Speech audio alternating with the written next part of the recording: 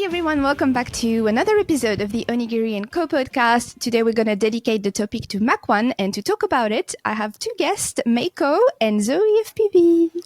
Hey everybody. Hello. How are we doing? Better now that I'm here with you two. Yeah, no, I'm excited for this one. That's awesome. So we were just saying offline that we would like to introduce a little bit more Mach One to the public, and I'm hoping this little podcast can be a media for doing so. If you don't know Mako and Zoe, they've been on the podcast before. I'm sure you do know them though, because they're everywhere. But if you don't know them, have a look at the previous episodes and you'll learn more about these two awesome ladies. So Mako, should I ask you maybe how did the Mach One project start, and when did you start getting involved with it, and what is it? Well, it's been years in the making, honestly.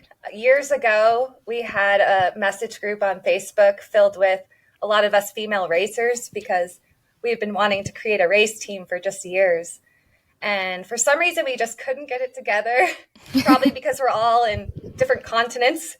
But finally, years went by and we've got just more into racing and improved our skill. And we finally just committed.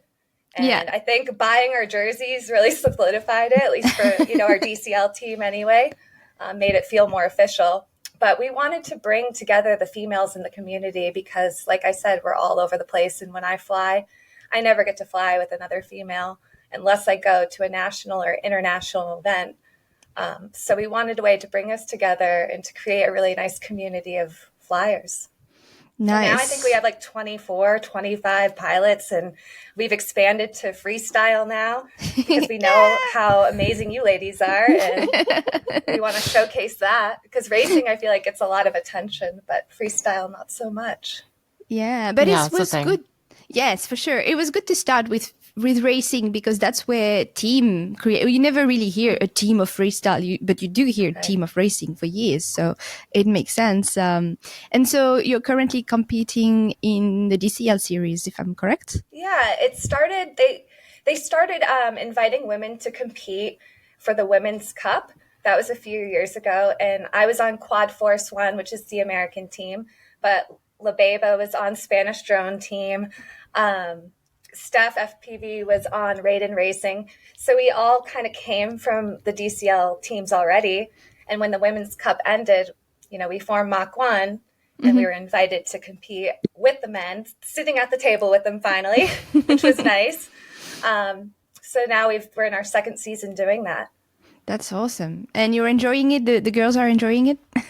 Yeah, it's a lot of fun to fly together. I mean, because it's an international league, we're usually flying at like midnight, 1 o'clock, 2 a.m. So we've got the Red Bulls energy drinks out, and we're making each other laugh and trying to stay awake. Yeah, no, it's intense trying to do it as a pilot from the United States. Like I was up at 1 a.m. until 5:30 a.m. racing past one. Yeah, it was intense, but it was well worth it. And I had a lot of fun. So yeah. Yeah. Is it your first season, Zoe, this year?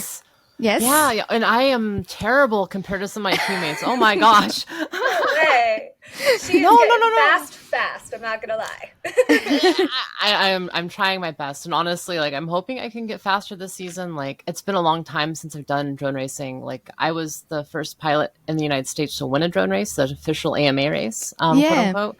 So like my roots go back, but like I gave that up for freestyle a while ago in X-Class drone racing. And then, I don't know, more recently coming back into FPV, I've really loved sim racing because you can just get progressively better and better and better without destroying equipment and wasting a bunch of money, which honestly is something I wish I would have done a lot sooner. Like my skills as a pilot the past 6 months since I've gotten in the simulator very heavily have just skyrocketed. And it's a lot of fun. I'm really glad DCL has the sim tournaments, and it's been really fun to compete. It's I would echo that. Like, it's so nice to be able to push and fly full throttle because I don't get to really fly full throttle in the real world. So to be able to push that hard is a lot of fun. And we're flying DCL Sim. DCL the game is the name of it. And all the tracks are based in real locations in the world.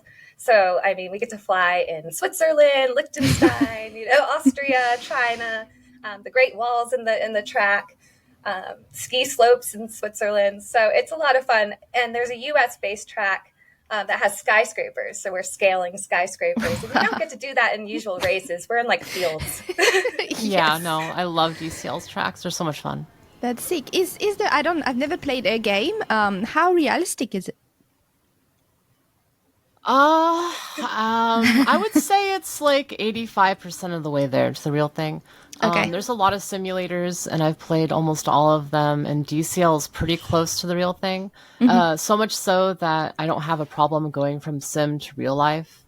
There's a couple simulators where you'll fly in the sim, and then you'll fly in the real world and be like, whoa, that feels a little bit off. Yeah. But DCL definitely hits a sweet spot. And I train with it pretty much exclusively when it comes to racing.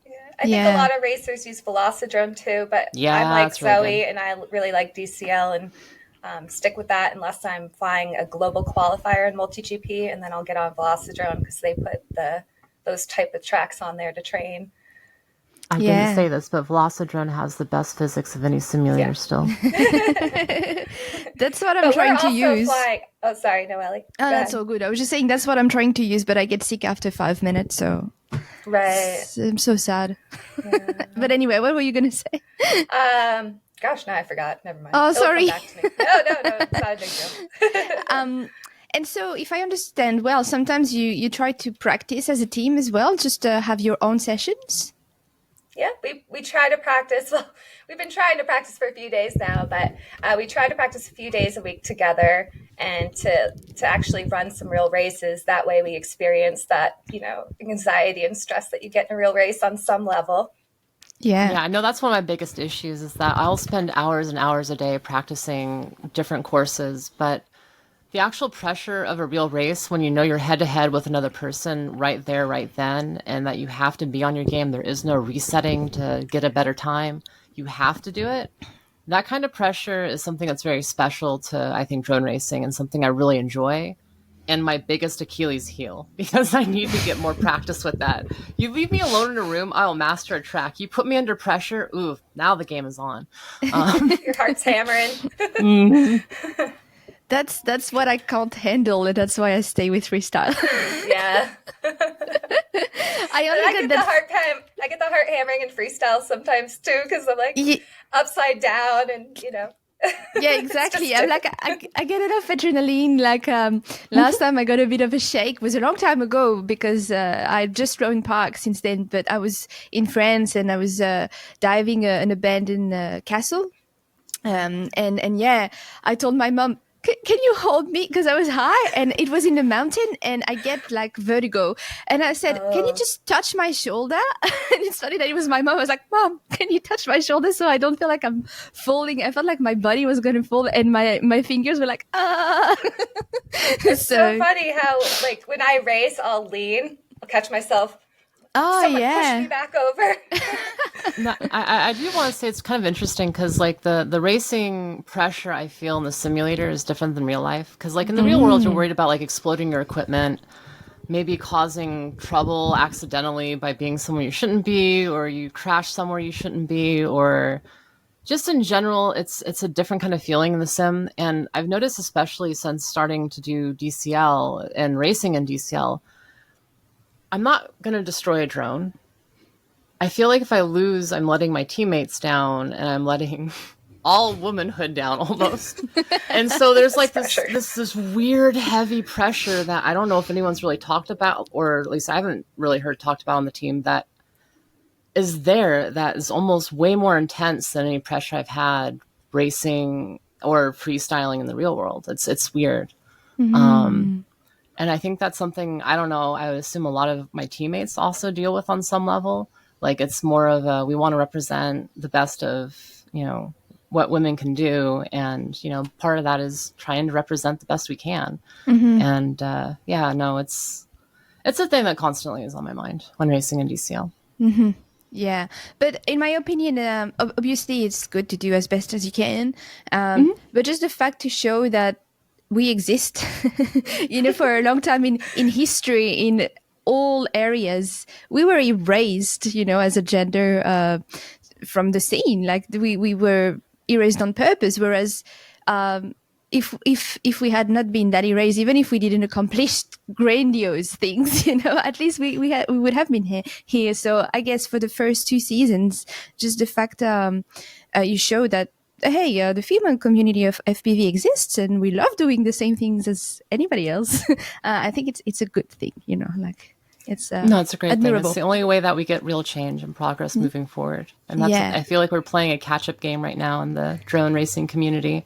Yeah. And I think it's going to take a few years for everything to become more normalized and stabilized. It does make me happy, though, because I feel like the community has evolved to receive this kind of project or team, or like a lot better than, let's say, 5, 7, 8 years ago. So I'm happy with where we are at in terms of perspective in the community.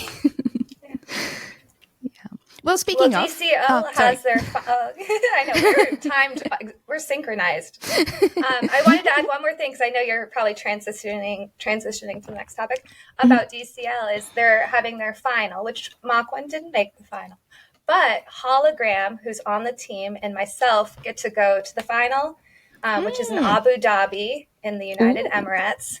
And we'll be doing some simulator work with the public, trying to get some of them into drones or drone racing. We'll be teaching a class. So we're really excited to do some education work around FPV drones and racing. That's awesome, because everybody, even the general public, will benefit from trying and be like, oh, wow, I love this. So, oh, wow, that's hard. Yeah. Yep. Yeah. So well done. Yes, I was transitioning to the next topic. I'm trying to keep on track, because I know you girls are trying to have training after the podcast. So I'm like, I don't want to make them late. So the next topic is still about Mach One, and it's about something that we had been talking prior to Zoe entering the team, and it was freestyle contest, and it was still a bit blurry of how we were going to make it happen. And then Zoe arrived and unfolded the magic. I guess that's one way to put it.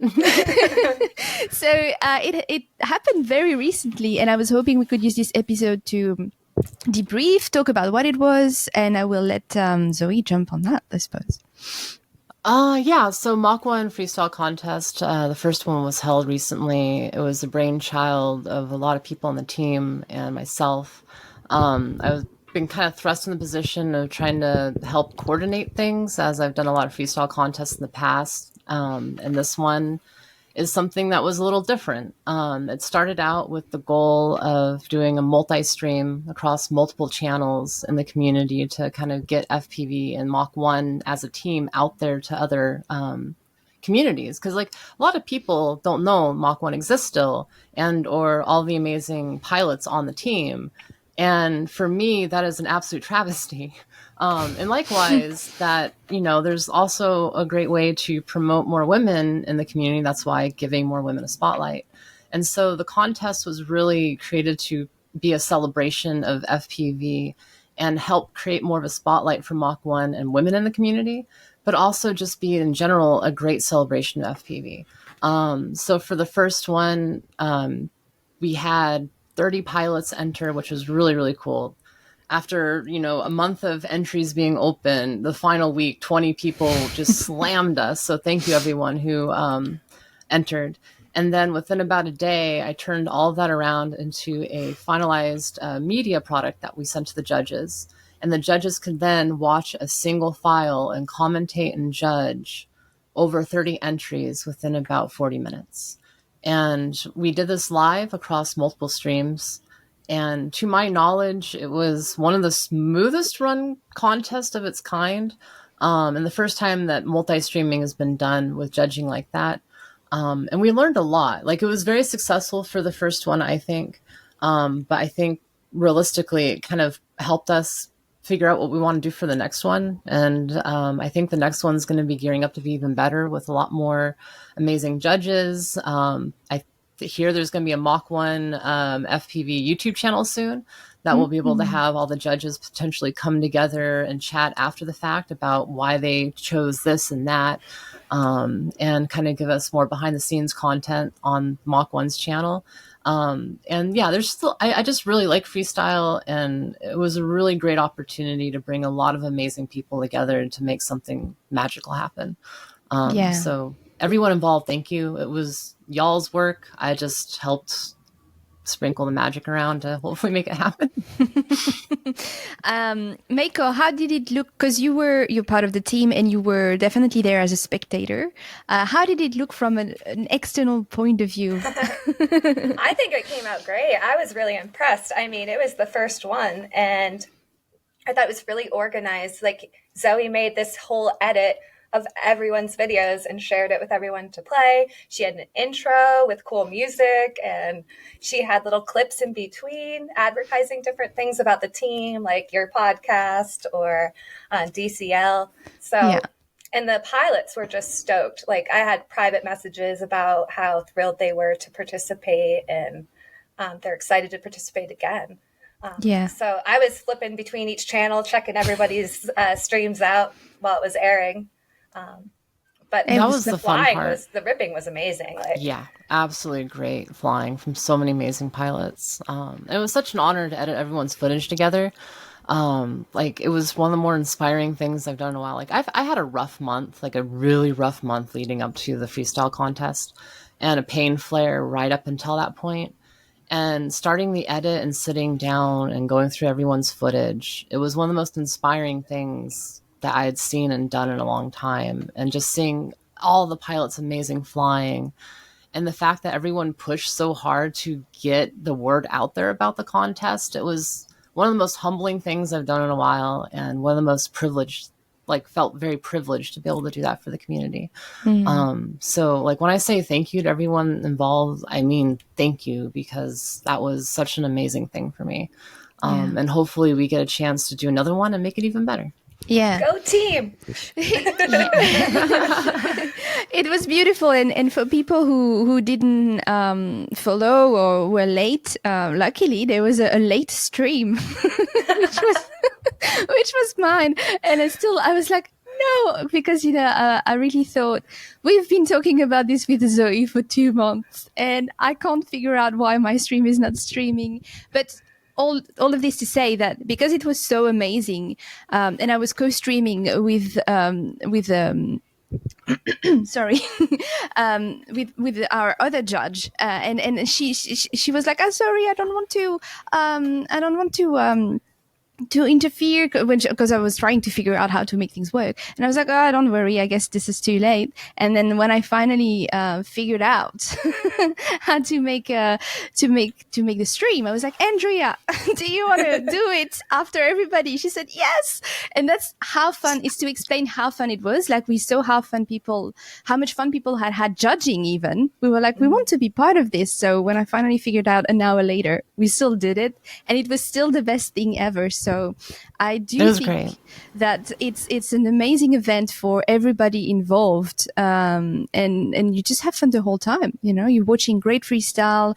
I assume that if you're streaming at the right time, you can interact with people watching at the same time.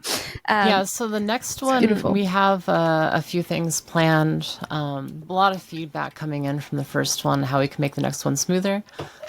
So one of the things that's kind of a magic trick. This is a huge magic trick. It's live, quote unquote, where the whole event is pre-rendered, sent to the judges. The judges then have time ahead of time to watch all of the footage and all the different contestants, figure out their scores ahead of time. And so then during the actual live stream, they're still streaming, their commentary is live, they're still inputting their scores live, and we're finding out who's winning live. But it allows this little bit of movie magic to happen, where if you were to do all this during an actual live event, everything would probably go horribly wrong. It would be the most stressful, painful thing in the world, and it wouldn't flow together. So this format really allows us flexibility, especially for judges going forward. Like, judges, for example, could just set this as a premiere on their channel. And realistically, the idea behind having so many judges is that the more judges we have, the better the judging experience is for the pilots, because you have more eyeballs on your footage. And on top of that, the more live streams are out there for people to enjoy commentary from. And one of the things I really loved about this event was afterwards, I was completely exhausted. I laid back in bed, turned off Discord, and just watched each judge's stream one by one. And each time it was a completely different experience, and it was completely enjoyable in a whole different way. And I think that is such a unique thing that I really hope people in the future will really lean into. If you're a fan of Donnie, you'll tune into Mako's stream.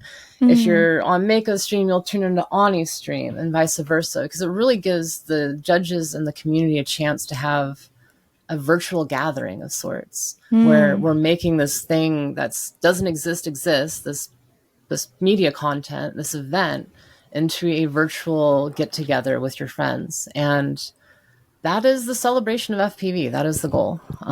So yeah, it was good. So thanks for organizing this. It's a lot of work behind the scene as well. I'm sure, Mako, you've seen so many messages in our private chat.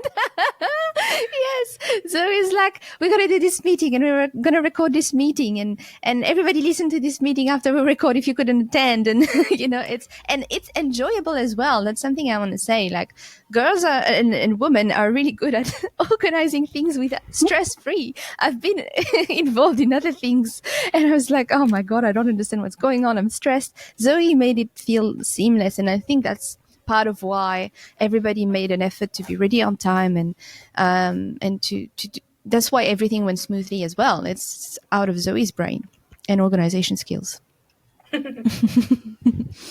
So if we're thinking a bit bigger, I don't know if you want to talk about it, Zoe. No pressure, it might not happen, but I know you also exploring the idea of celebrating freestyle competition in a more live way.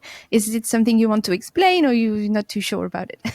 Yeah, so I know Mach One wants to do another contest like we just did, and we're still planning on tentative dates for that.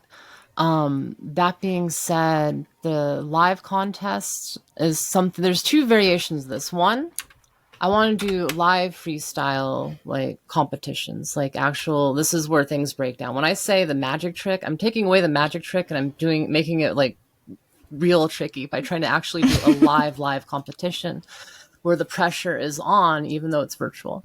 So Uncrashed, for example, I've been talking with the developers, and we're able to get 16 players in a lobby flying at the same time, which would allow us to do a competition with 14 pilots. And I think that's doable. And that's something that needs to be played around with, because the format has to be right. The presentation has to be right. It's the kind of thing that needs a lot of TLC to make work. And the second portion of that is to take what we've done with the contests and try to do that with live events. Let's say Castle Crash. That's an event that I know I'm going to. I think Maionhigh is going to. It's Castle Crash 3D this year. Yeah. It would be kind of cool to have a freestyle contest after the fact. I mean, when you're a freestyle pilot and you go to an event, you're flying around and you're essentially getting cool footage that you then post after you get home. And then you say, hey, everybody, check out my cool footage from this event. Well, why don't we just start doing that for freestyle contests where pilots submit their 30-second, 1-minute run? You get judges or people that are interested in promoting your event together. You then put together essentially what we did with our submission entry, but you do it with regular events. And to the point where this could be done, and this is something that's, again, pipe dream. This is such a pipe dream. 5 months from now, Castle Crash 3D, if all the resources are there, if people support it, and if people want to see it happen, I would love to have a live contest where people submit their footage the day of the event as Saturday. And then Saturday night, that is edited into a full contest that's displayed and viewed by everyone there and judged live on Sunday. I've been to a lot of freestyle competitions, like St. Quatrix Day, which was a lot of fun, this is the first time where they actually had the submissions. I saw this where pilots submitted their footage. I thought that was really cool, but it was a little bit messy. This would allow you the production values to go up. And then at the end of it, everyone can gather around and enjoy the most amazing parts of the event together. at the event. And then they have something they can take away from the event and have later on. They have this really cool thing they were a part of. So I think there's a lot that can be done with that. And I would personally love to make that happen. I know there's a lot of people talking about freestyle. And there's a lot of people I want to talk to about this. So if there's anyone out there that likes this concept and wants to see it happen, please hit me up, because I would love to see this done, not just for Mach One, but for freestyle at large, because racing gets a lot of cool stuff because it's a race, it's a competition, it's a contest. Yeah. Freestyle contests really have the ability to bring the community together and bring eyeballs onto pilots that deserve sponsorship and deserve, people watching what they're doing. I mean, like Apache FPV, Danish Stallion and CJ, or even Ali and Steve 13, or Rich 13. Those pilots, some of our top pilots from the competition were absolutely amazing, and some of them I've never seen before. So yeah, freestyle contest 2024. Let's make them big. Let's continue the trend, and yeah, make FPV fun again. Yeah. And that was the goal. Like for the first contest, he said, I don't want it to be too much around competition and who's going to be first and who's going to win what. And he said, I want it to be fun, and I want to celebrate freestyle. And I think that's what everybody ended up doing, to be honest. So it was good. I have more ideas as well for Mach One, and I wanted to discuss them with you, Zoe, but there's one that I think is a good idea, but I don't know how logistically speaking it could be made. So in a nutshell, recently I went to Lady Drift Day because my partner is part of the drift scene and has been for years. And the goal was that every boyfriend or husband or fiance would take their partner to that day, and they would learn how to drift. Some of them had done sim time in the past. Some had never tried to drift like me at all. And I thought that was so good. And so if we're dreaming, and that's why I want to say that on the podcast, because I'm keen to get feedback, if we're dreaming about it, I'm like, how cool would it be if Mach One was organizing a bit around the world, real FPV day where you're like, telling the local pilots, bring your partner or bring your daughter or even kids, it doesn't have to be, bring anyone that you want them to give it a go in a safe environment. We can bring, I can personally bring tiny whoops. I don't know if anybody, but if they're scared of flying the real thing, you can bring your tiny whoops, and you can't break anything. You can't kill someone with a tiny whoop. And sim installed, with a TV and something like that. And I think that if I was presenting that to some local clubs, and it's a Mach One sponsored event, they would be keen to try, just to spread the love of FPV. So that was an idea I had as well. That I wanted to say on the podcast to see if people have something to tell me in return. Yeah. So just do it. Just do it. As Shia LaBeouf says. Every time I suggest something, so he's like, do it. It's a meme. I tell it to my friends all the time. If there's something that you want to do, you feel like it's a good idea, and there's nothing stopping you from trying to make it happen, do it. Or put it out into the world. Try to make it happen. Yes. Dream big, but don't dream out reality. Racing our tiny whoops. Yes. The pilots will bring in their daughters or their kids. Also, there was what was the name of it? 1,000 Girls, 1,000 Drones group that Mach One did a fundraiser for. And they were local to me, which I was shocked, because we were trying to find, this was back when we had our FPV Lux shirt, and people were buying our shirt through that company. And they decided that they would donate some of the proceeds to a charity. So we chose 1,000 Girls, 1,000 Drones. And we found out that they were local to me, the next state over, which was shocking. So they drove up to my race, and I gave them the money, and they brought their little whoops because they were really getting into flying, and they came multiple races. They were such darling kids. They were so cute. And we flew line of sight. She challenged me. one of the girls. She's like 12 or 10, and she beat me. I was trying. I don't fly line of sight very well, and I hadn't flown line of sight in a really long time, and she had been doing it, and she beat me. So she was like, I beat Mako. So I was excited she had that experience. I loved it. That's awesome. It was kind of like what you were saying. It reminded me of that. I would love to see that more, because I do that with my students. Like, I'm a teacher. I have 10-year-olds in my class, and I'm getting them into flying drones, and they're going to do it at the talent show. They're wicked into it. So I think if we give them a venue, like you're saying. Yes, and we all know people, I guess we all know about local clubs that do racing all the time. And I'm aware, without getting too boring on the podcast, that there's a lot of insurance and things like that to sort out in the background. But it's worth throwing at least the idea and see what comes out of it. You know, even if it ends up just being Sims for insurance purpose, it's already something, you know. So, and here we don't really have to have too much for indoor flying. We can get away with doing that. So I used to be a part of Aerial Sports League, and they used to do a lot of the Maker Faire events in the Bay Area. Yeah. And once you go indoors, like, you end up having great opportunities. One of the biggest things that we would do at events, and a lot of the amazing volunteers. I was mostly a pilot, and I was just flying around having fun. What they would do is they'd have a cage together, with just a little tented thing for tiny whoops and other things, a little tiny whoop course set up. So pilots and people that have never flown before can go to the event, show up, fly, learn how to fly, be guided by someone that actually knows what's up, and have that experience without any of the danger, because they can fly from outside the cage. There's complete disconnection from the drone itself, and you don't have to worry about the drone flying away or the FAA saying you can't do that here. So yeah, no, I would love to see like Mach One booths at events to start promoting FPV, especially, you know, showcasing how to fly with tiny whoops, and yeah, that'd be a lot of fun. I think that's a beautiful dream. Yay. Well, speaking of dreams, to finish the episode, this one might be a bit shorter because, like I said, I'm really anxious about your time, your schedule. Okay.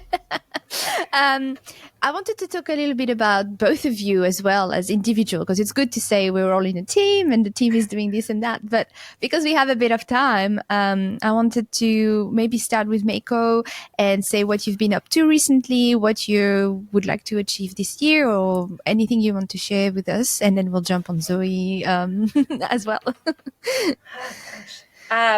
Busy.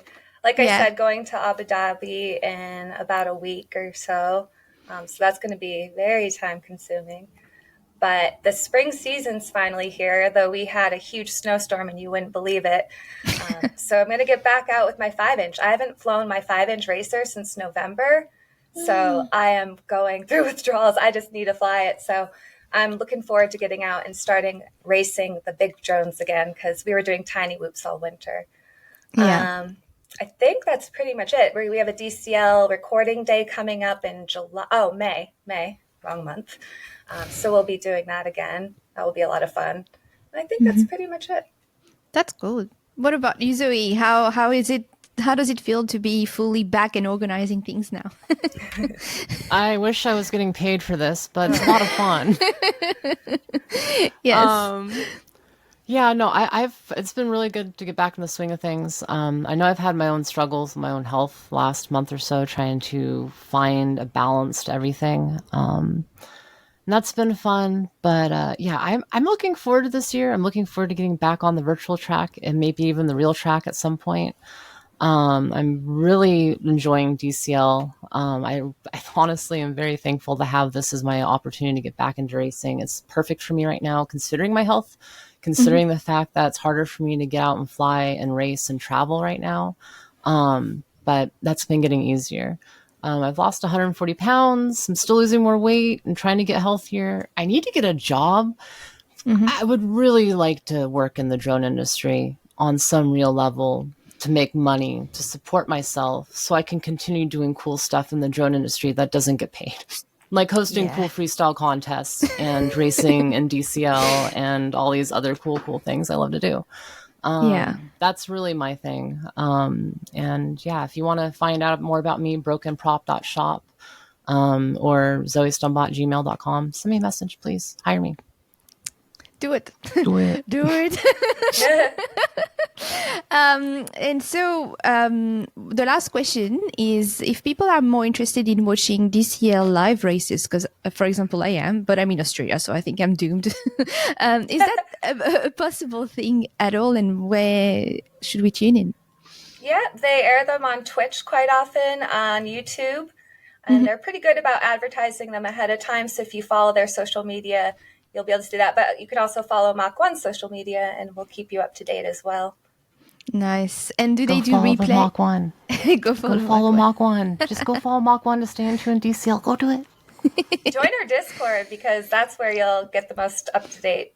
Yeah, the Discord's really cool. I honestly am really glad the team is starting to use the Discord more, because it's really cool to see the community interact with the actual team and have that whole community kind of build within Discord. So yeah, definitely go check out the Discord. Discord is such a good support for FPV. I've said it before and I'm saying it again. FPV was born on forums and then it went to Facebook and we all realized it was shit. And so now we're back to Discord and it's the best thing ever. So Mach One Discord, I'm sure we can find a link to it, like on all the social media that we have. Yeah. Cool. Well, it's a shorter episode, but for once, I think it's. I had fun. It was good debriefing and presenting what Mach One is. But I feel like we've only talked about the tip of the iceberg. Like Mach One is a bit more than what we said. And if you want to learn more about the team and the individuals in the team, definitely join the Discord. And then you can have a look on social media. I think there's a Facebook page, there's Instagram, and soon a YouTube channel, apparently. I'm excited about this. Is that something that we're almost sure is going to happen? Yeah. I've been told it is happening. Ooh, well, that's news for me today, so yay! And if people want to follow you, it's Mako Reactor on Instagram, Zoe FPV as well, everywhere. And you did a very good at advertising your stuff, Zoe. We can tell you have experience. I don't. I definitely didn't work in creative marketing at some point in my life. Definitely not. Nope. Well, thanks for joining today, Mako and Zoe. That was really, really nice. A bit early for me to be fully awake this morning. And if everybody wants to support the podcast, we're on Patreon. But if you cannot financially support, feel free to share it with your friends, especially this one. I would really love you to share the news of Mach One and freestyle contest with your friends. Like if there's any episode I've ever asked to share, it's this one, please. And thanks for, following us in general. It's been a pleasure. And we will talk to you in about 2 weeks' time, hopefully. See you. Just share it. Just do it. Just share it around. Just do it. Just do it. Go share it right now. Go share it. Bye. I will keep that as the end. Screenshot.